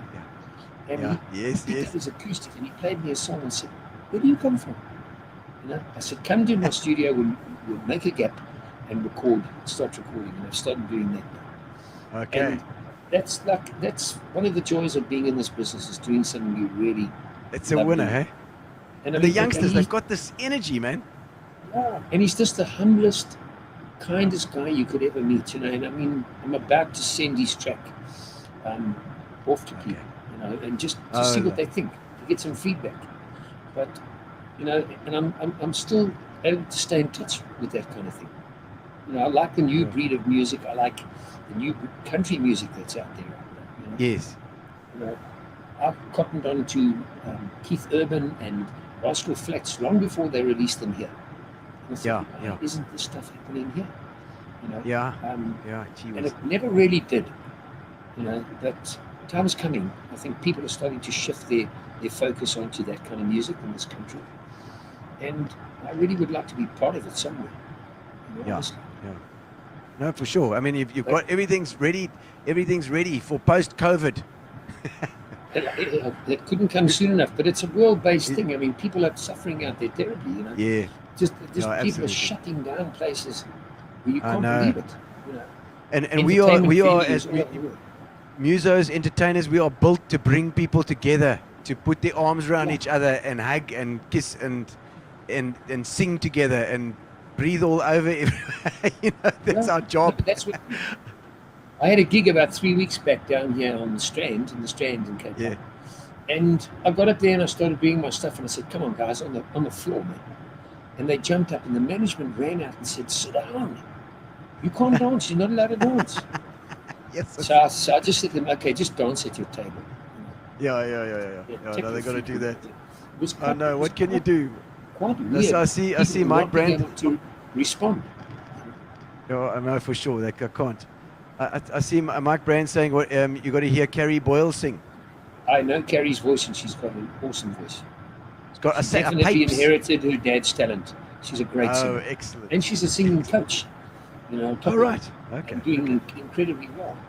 So Oh, yeah, amazing. no, listen, she's another one that's out there doing it, and Yeah. doing it well. There's plenty talent. There is plenty talent out there. I'm sure. Yeah. You know, as you know. But Well, hopefully Dennis, I can come down there post-COVID, and you and I can Yes. do, laughter and music, and get those That'll people be- back in the room. You know, that'll be bloody marvelous. I think you it's, must I pop. think it's lovely. You know, That'll be lovely. Yeah. Dennis, do it, man. Do it. Don't even think about it. Phone me. We'll Yeah. make a plan. Yeah, we won't talk about it when the time is right. I'll we're knock going. on your door and say, "I'm here, boop." You know, Okay. Hello. hello, yeah, hello. Hello. Count me in. Let's do it. I'm in. I'm in, Dennis. I'm in. Oh, but thank Well- you so much for joining us, Dennis. It's been Yeah, thank you, fantastic. man. Yeah, and keep it going, man. Keep this thing going. We need this kind of stuff. No, we will. It's to cheer people up. That's what we want to Yeah. do. We want to cheer people up, reconnect people. That's it. That's To the way you to and go. Gary, thank you so much, guys, for bringing me in on the second day of this new year. Yes. You know. The first. It's Yeah. the first show. The first show of 2021, Dennis. It's an honor to have you on. I shall remember this. Excellent. But hopefully in the flesh in the new year. Definitely. Absolutely. And Dennis, we'll be sending you a case of Fitch and Leeds for you and Yvette to have as well. To have a Hey, bit of thank you, your man. sundowners. Can remind you of Hey. the ship. Yeah, I gave up the sundowners many years ago. Oh, 31 no, years they're, ago. they're non-alcoholic. It's fine. Well, I'm there's going to no- become a priest next, you know. Oh, Giving up excellent. all the Very bad nice. things, Well, maybe Sister Yeah, Sipistis. maybe you know? maybe Sister Superior, Mother Superior can help me. I'm sure she can help you. Don't you Yeah, worry she about can. a thing, Dennis. Bless you, my son. Yeah. Oh, Beautiful. no. Man. Oh, magic. Listen- Oh, people are enjoying the show. Thank you so Thank you. much, man, Dennis. And thanks to It's everybody magic. that responded and hearing from people at the other side of the world, guys. I love you and I appreciate it. Thank you so much. Thank you so Magic, much. man. We got competition time now, so they got to guess the song. This is what they got to do, Dennis. So Well, I'm going to first, put you first back. first prize is Yeah. 1 Dennis East album. Second prize, 3 Dennis East albums. Oh, well. Excellent. Thanks, Dennis, man. You're a legend. Thank you, know, guys. I love you. The fact you're a humble, down to earth guy. It's so easy to talk to. Thank you so much for coming on. It's a pleasure. Thanks once again. Big love to you Okay. guys. Thank you. It's a pleasure. Ciao, man. Ciao, Dennis. All right, so now it's competition time, guys. We've got one more thing to do, and that is the competition. We're going to take over to the drum cam, which means just put auto on. Yes, there we go. And you can switch around the cameras. I want the name of the song and the title of the song and the artist in the comments, and they can you can win a Fitch and Leeds. If you've won before, you can't win again. But if you haven't won, then you can go for it. All right, let's hit it.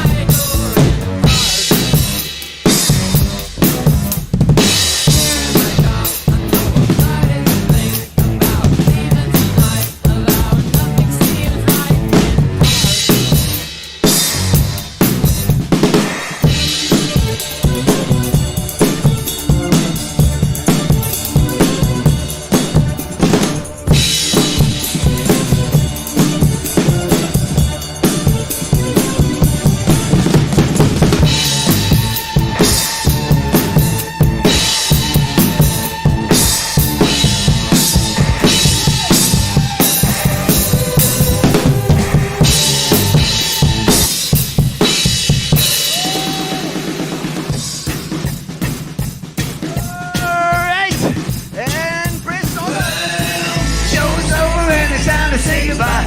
Pour yourself a whiskey and a double joyride. That's who we're going to win. Jordy and Glasgow. We got Jordy and Glasgow. He's going to be there winning it. Cars by Gary Newman. That's right, Jordy. We'll get all of you, Jordy. We'll send it, even if it's in England. I don't know where you are. Maybe it's Glasgow. That'll be great. Our first feature leads to Glasgow. Negative feature leads. Thank you, Bond. Thank you, feature leads. And thank you to Amobia for our internet. We'll see you on Tuesday, ladies and gentlemen. We've got a special surprise guest for you. We're going to let you know very shortly. Woo! Relax, sit down. Coming out of PE town. Drink, find a shot. Never mind your liver. Get to Gino Spot. Gino Spot. Get to Gino Spot. Gino Spot. Have a laugh, have a giggle, and exercise your middle. Have a Gino shot.